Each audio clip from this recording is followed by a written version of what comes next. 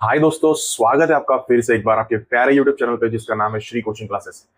और दोस्तों, जैसे कि आप सबको पता है, हम लोग फिलहाल 7th स्टैंडर्ड के फाइनल एग्जाम के क्वेश्चन पेपर का सॉल्यूशन का सीरीज अभी शूट कर रहे हैं और ये उसी सीरीज का थर्ड पार्ट होने वाला है। तो पिछले पार्ट में आप लोगों ने 4 से 5 क्वेश्चन देखे थे, 3 मार्क्स ईच क्वेश्चन थे। इस पार्ट में भी हम लोग कुछ ऐसे ही प्रकार के क्वेश्चन देखने वाले हैं जो 3 मार्क्स ईच होने वाले हैं। और दोस्तों, मैं आपको दावे के साथ कहता हूं, अगर आप ये वीडियोस एंड तक देखते हो तो आपको 7th स्टैंडर्ड के लिए क्वेश्चन पेपर सोल्व करने में बहुत ही आसानी होगी, क्योंकि बहुत सारे क्वेश्चन जो है वो इसी बेसिस पर वैल्यूज चेंज करके एग्जाम में पूछे जाएंगे। और साथ ही साथ अपने चैनल पे 7th 8th और 9th स्टैंडर्ड के लिए डिफरेंट एक्टिविटी चल रही है, जिसका आप एक फॉलो अप ले सकते हो। अलग अलग क्वेश्चन पेपर्स भी आपको उसमें देखने को मिलेंगे। सो ज्यादा देर ना करते हुए हम अपने इस लेक्चर वीडियो को शुरुआत करते हैं और उसका क्वेश्चन नंबर 1 स्टार्ट करते हैं। तो चलिए स्टार्ट करते हैं क्वेश्चन नंबर 1 को। ये रहा आपका क्वेश्चन नंबर 1, जिसमें आपको करना है फैक्टराइज एंड सेकेंड में करना है आपको इसके एक्सप्रेशन के बाइनोमियल्स आपको बताने, what is the binomial of that expression. तो दोनों भी क्वेश्चन थोड़े से सिमिलर है और हम उसका सॉल्यूशन अभी देखना शुरू करते हैं। सो हो क्या रहा है, आपको फैक्टराइज करना है, तो मैं फर्स्ट का सॉल्यूशन पहले यहाँ पे लेना शुरू करता हूँ, जो कि क्वेश्चन नंबर 4 से बिलोंग करता है। और इस क्वेश्चन को अभी हम लोग स्टार्ट कर रहे हैं, क्वेश्चन नंबर 4 का फर्स्ट बीट। देखिए हो क्या रहा है, यहाँ पे क्वेश्चन ऐसा है आपके लिए, सॉरी यहाँ पे 2 है। अब आपको क्या करना है, तो यहाँ पे डिनोमिनेटर में 2 है और यहाँ पे 8 है। यहाँ पे कोई परफेक्ट स्क्वायर नंबर नहीं नजर आ रहा है, बिकॉज परफेक्ट स्क्वायर इसलिए चेक कर रहे हैं हम, इसका रिलेशन इस फार्मूला से हो सकता है, इस टाइप की फार्मूला से इसका हो सकता है। तो सॉल्यूशन करने के लिए आपको सबसे पहले उनके स्क्वायर रूट्स अवेलेबल होने चाहिए, जो कि आप यहाँ पे देख सकते हो कि नहीं होते हुए नजर आ रहे हैं। सो अगर मैं यहाँ पे इसको 8 से मल्टीप्लाई कर दूं, ठीक है, 8 से पूरे इक्वेशन को अगर मैं मल्टीप्लाई कर दूं, तो ये 2 जो है वो ये 8 को कैंसिल करके आंसर 4 बना देगा। 4 1 जा 4 और साथ में वाई स्क्वायर जुड़ा रहेगा, माइनस 8 8 जा 64 जेड स्क्वायर हो जाएगा। अब हमने क्या किया, कंप्लीट इक्वेशन को चेंज किया है, कंप्लीट इक्वेशन को हमने चेंज कर लिया है। बट जो प्रोसेस हम फर्स्ट टर्म के साथ कर रहे हैं मल्टीप्लाइंग बाय 8 की, वही प्रोसेस हम सेकेंड टर्म के साथ भी करते हैं और करनी ही चाहिए, क्योंकि इसके अलावा इसका आंसर एक प्रॉपर वे में नहीं आने वाला। अब ये दो टर्म्स आपके पास है जो कि परफेक्ट स्क्वायर नंबर है। 4 का स्क्वायर रूट लोगे तो 2 आएगा, वाई स्क्वायर का वाई आ जाएगा, इन दोनों का ब्रैकेट स्क्वायर कर सकते हो आप। 64 का लोगे तो 8 आएगा, जेड स्क्वायर का लोगे तो जेड आएगा, इसका भी आप क्या करते हो, ब्रैकेट स्क्वायर करते हो। सो यहाँ पे फार्मूला आप लगा सकते हो आप, ए स्क्वायर माइनस बी स्क्वायर वाला। सो फार्मूले का आंसर था ए प्लस बी, ए माइनस बी। लेकिन इन दोनों फार्मूलास में दोस्तों 2 कॉमन आ सकता है, दोनों ब्रैकेट्स में 2 कॉमन आ सकता है। सो 2 कॉमन लोगे तो ब्रैकेट में जाएगा y2 कैंसिल होकर और यहाँ पे हो जाएगा 4z। फिर ये इनटू में इनमें से भी 2 कॉमन आ जाएगा और बाहर आ जाएगा 2, अंदर बचेगा y और यहाँ बचेगा 8। 8 को भी 2 से डिवाइड करोगे तो क्या बच जाएगा, 4z बच जाएगा। सो ये 2 मल्टीप्लीकेशन में आ जाएंगे 4 ब्रैकेट के बाहर, और y plus 4z another bracket y minus 4z, इस तरह से इसका आंसर हो जाएगा। सो 4 in bracket y plus 4z another bracket y minus 4z, इस तरह का इसका आंसर आपके सामने आ चुका है। तो ये रहा इसका सॉल्यूशन। सो उम्मीद है आपको समझ में आ गया होगा। हम लोग अब जाते हैं सेकंड क्वेश्चन के लिए।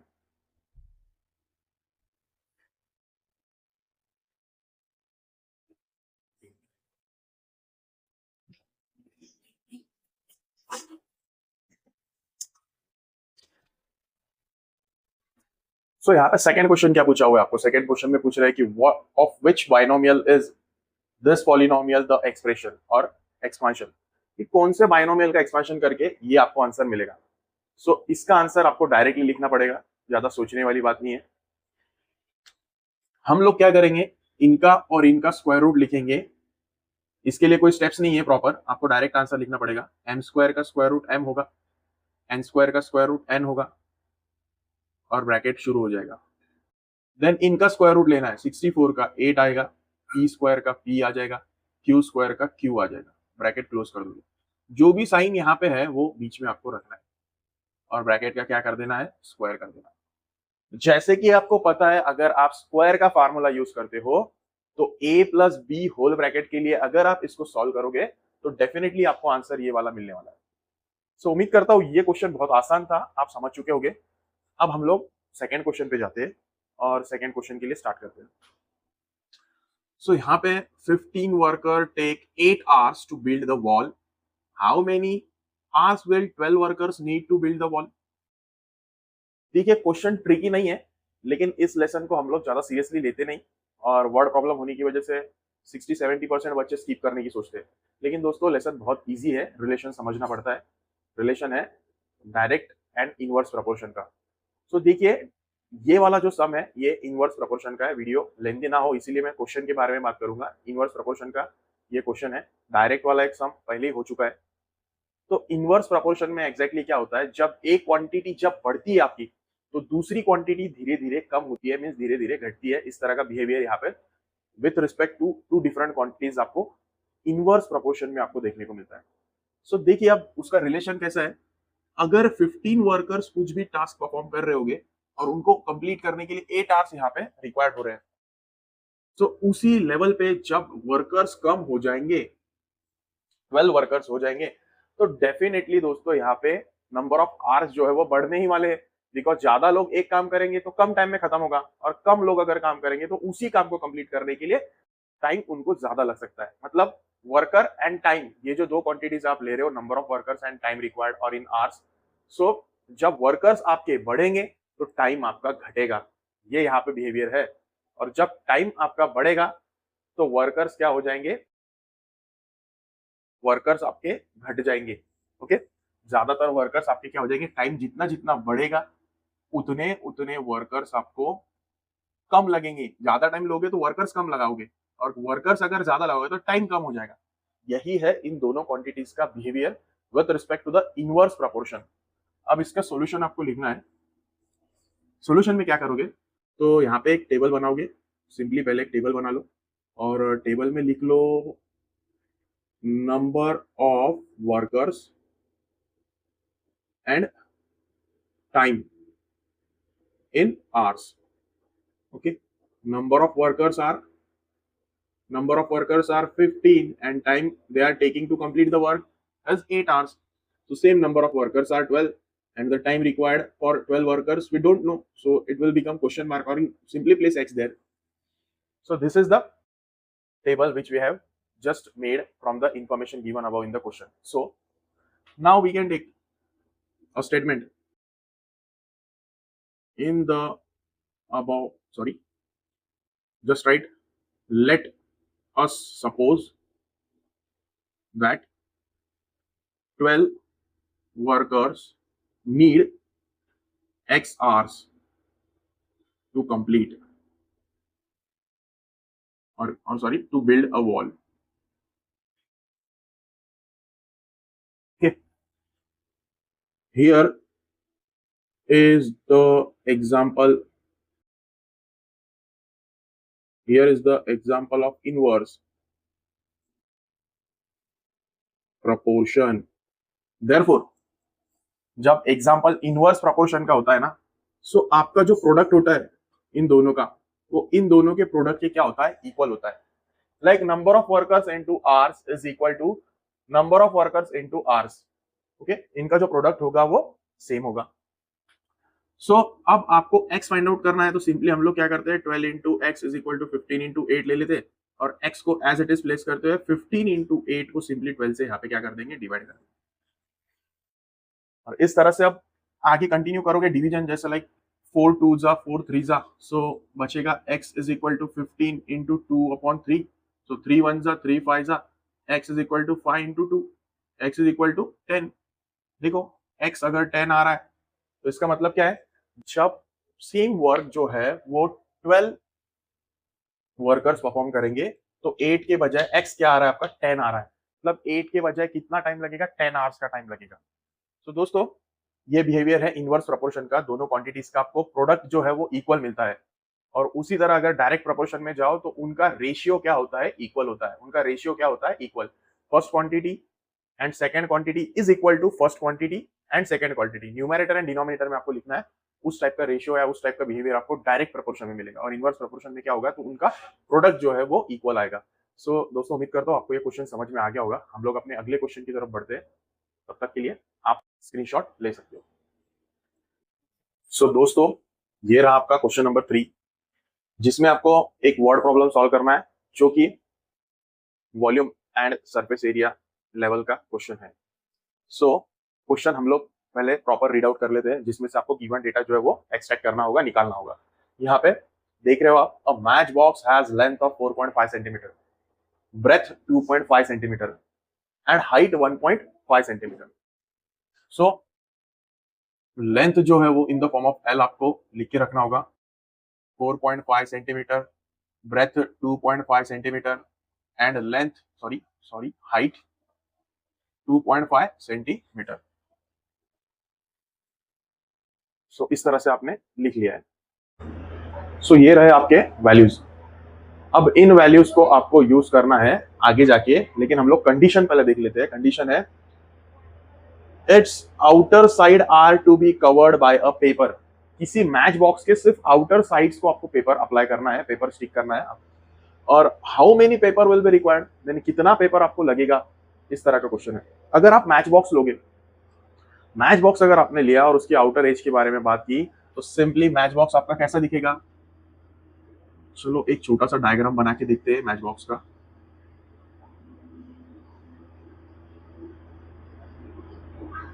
इस तरह का मैच बॉक्स आपका दिखने वाला है, और इस मैच बॉक्स के सिर्फ आउटर एज को आपको क्या करना है, तो आउटर एज को आपको पेपर स्टिक करना है।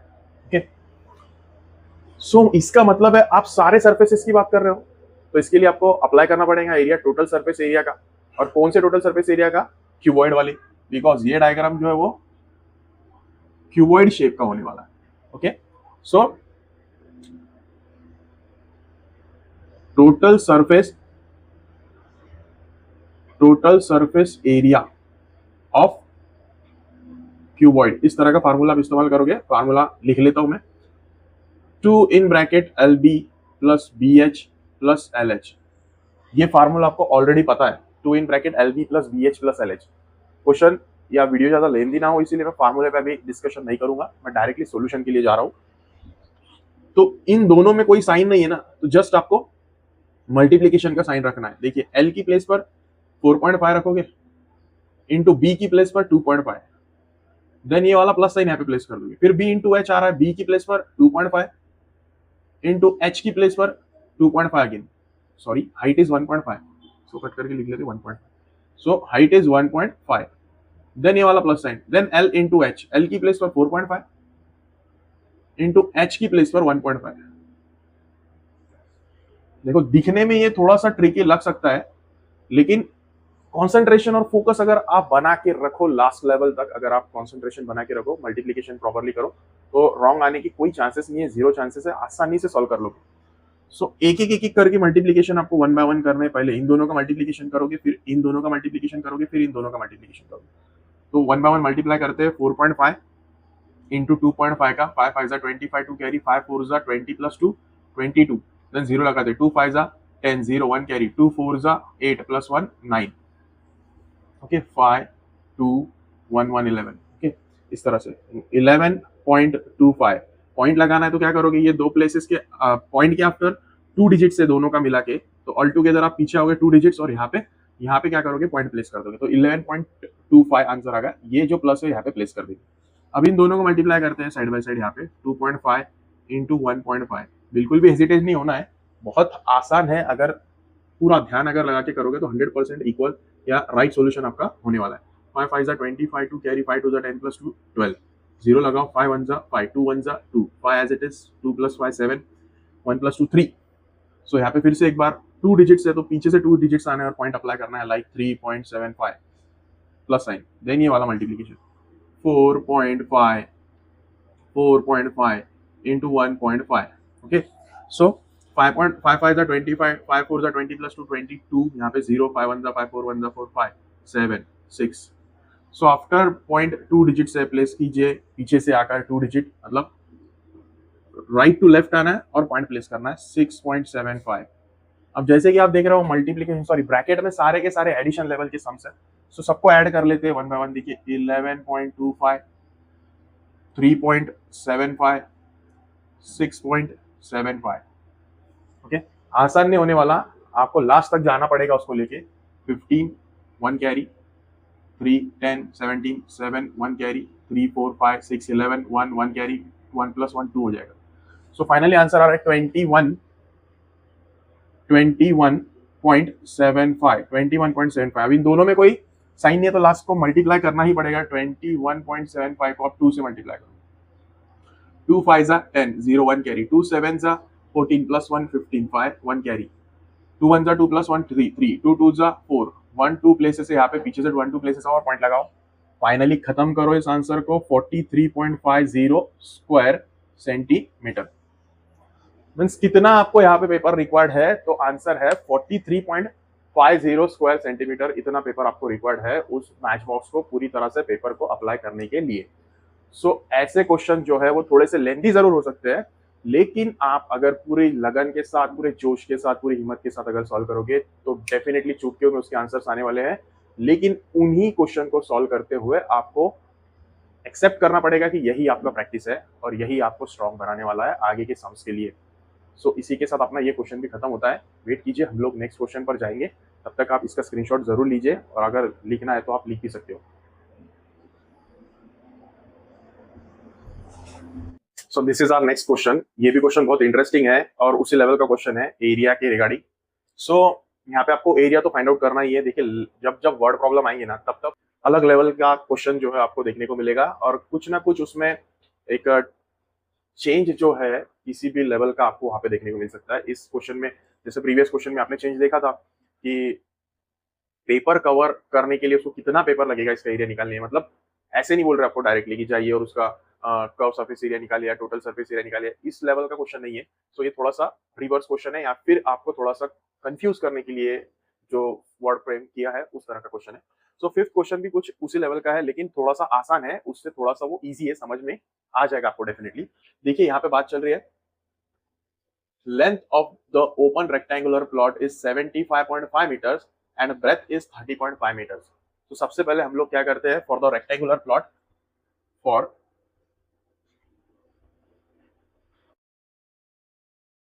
रेक्टेंगुलर प्लॉट लेंथ मेंशन करते हैं 75.5 मीटर एंड ब्रेथ मेंशन करते हैं 30.5 मीटर। सो रेक्टेंगल सिंपली ऐसा होता है, ओके और ये होता है उसका लेंथ, ये होता है उसका ब्रेथ। बहुत ही आसान सा क्वेश्चन है। तो सबसे पहले हम लोग समझते हैं कि आगे कंडीशन क्या दी हुई है। क्वेश्चन है what will be the cost of the plot. Means वो प्लॉट अगर आपको खरीदना है, वो लैंड अगर आपको परचेस करना है, so at the rate of 1000 rupees पर स्क्वायर मीटर। अगर एक स्क्वायर मीटर की जो वैल्यू है वो 1000 रुपीज है, तो टोटल प्लॉट कितने में आपको कॉस्ट करेगा, कितना रुपीज आपको उसको पे करना पड़ेगा, ऐसा क्वेश्चन है। तो हम लोगों ने हमेशा देखा हुआ है कि जब भी हम एरिया की बात करते हैं इस तरह के 2D डायग्राम्स की, तो आपको लेंथ इनटू ब्रेथ करना पड़ता है, means product of the adjacent side करना पड़ता है। सो हम लोग पहले जाएंगे एरिया फाइंड आउट करने के लिए। Complete area of plot is equal to length into breadth, simply क्योंकि रेक्टेंगुलर वर्ड मैंने पहले यूज करके रखा है। तो 75.5 इंटू 30.5, इस तरह के दोनों वैल्यूज को लेंथ की जगह पे लेंथ और ब्रेथ की जगह पे ब्रेथ उठा के ले लेंगे और उसके बाद सिंपली साइडर में मल्टीप्लीकेशन करेंगे। 75.5 को मल्टीप्लाई करना है 30.5। सो इस वक्त आपको पॉइंट्स को ज्यादा वैल्यू नहीं देनी है, डायरेक्टली प्लेन मल्टीप्लीकेशन कीजिए, पॉइंट्स को सोचिए मत। 5 5 25, 2 carry 5 2, 5 5 25 plus 2 27, again 2 carry 5 7 35 plus 2 37। इस तरह से अब जीरो प्लेस कर देंगे। 0 0 जा 0 5 जा 0 7 जा, फिर 2 0 प्लेस करेंगे बिकॉज ये 100 प्लेस कंसीडर करेंगे। 3 5 जा 15 1 कैरी 3 5 जा 15 प्लस 1 16 1 कैरी 3 7 जा 21 प्लस 1 22 5 7 12 1 0 1 3 2। एक और दो पीछे से आना है, एक दो प्लेसेस छोड़ के पॉइंट आपको दे देना है। जैसे आंसर दिख रहा है 2302.75 स्क्वायर मीटर। ओके, मतलब 2302 2302 इतने स्क्वायर्स उसमें 1/1 मीटर के अवेलेबल है। अगर एक स्क्वायर परचेस करना है ना, देखिए रुपीज ऐसा बोल रहे हैं ₹100 पर स्क्वायर मीटर। अगर एक स्क्वायर आपको 1 मीटर बाय 1 मीटर का परचेस करना है तो 1000 रुपीज, सॉरी 1000 रुपीज आपको देने पड़ेंगे।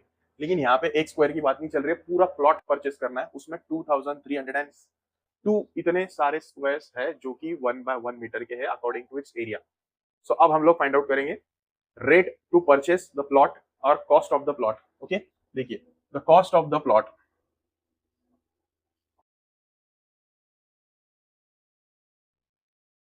It is just equal to area into rate. Simple यही फॉर्मूला लगाना है, एरिया इंटू रेट। तो एरिया कितना आया हुआ है आपका 2302.75 और रेट है 1000। ओके, रेट कितना है 1000 पर स्क्वायर मीटर। अब सिंपल है, मल्टीप्लीकेशन इतना आसान आपको दिया हुआ है, ये एज इट इज लिखना है और 1 2 3 जीरो लगाने, 1 2 3 और पॉइंट आफ्टर कितने डिजिट्स थे, तो 2 डिजिट्स थे, दो जीरो पीछे आके पॉइंट लगाएंगे और जीरो का काम करेंगे तमाम यहाँ पे। सो कॉस्ट आ रहा है 23 लाख, 23,02,750 रुपीज। सो कॉस्ट क्या आ रहा है उसका 23,02,000 रुपीज एंड 750, 23,02,750 रुपीज, इतना कॉस्ट उस प्लॉट का आपको मिल रहा है। सो इसी लेवल के क्वेश्चन है, ऐसे क्वेश्चन आते रहेंगे, आपको सॉल्व करते रहना है, डरना नहीं है। 7th standard is the base of 8th and 9th। अगर आप 7th में स्ट्रांग बनोगे मेंटली और फिजिकली छोड़ो, लेकिन मेंटली पहले बात करते हैं, और बेसिक को आप पूरा वैल्यू दोगे, पूरा इन्वॉल्व हो जाओगे, तो मैथ्स आपको लेकर जाएगा एक ऐसे लेवल पर कि बाकी सब्जेक्ट में भी आप 100% इंप्रूव करोगे, ऐसा मुझे लगता है, क्योंकि मैथ्स आपके आईक्यू को बूस्ट करता है। और हमेशा से याद रखना कि जब जब आप मैथ्स करोगे, आप बाकी क्वेश्चन, बाकी सब्जेक्ट को भी अपने आप थोड़ा सा बूस्ट करोगे। आप अगर चाहो तो ये प्रैक्टिकली परफॉर्म करके देख सकते हो। आप 7th स्टैंडर्ड में हो फिलहाल, लेकिन आगे जाके आपको बहुत कुछ पढ़ना है, बहुत कुछ सीखना है। So keep your basic in your mind और आगे बढ़िए इसी तरह से। आपका वीडियो यहाँ पे खत्म होता है। अगले वीडियो में हम फिर कुछ क्वेश्चंस लेके मिलेंगे इसी क्वेश्चन पेपर के, और कंटिन्यू सॉल्यूशन उसका आपको देखने को मिलेगा। तब तक के लिए thank you very much for watching till the end. And इसी तरह से आपका जो हम लोगों के लिए जो प्यार है वो देते रहिए, लाइक्स दीजिए, कमेंट कीजिए वीडियोस पर आपके सवाल जो है वो, और साथ ही में वीडियोस को शेयर भी कीजिए और चैनल को सब्सक्राइब भी कीजिए। Thank you very much again, thanks a lot.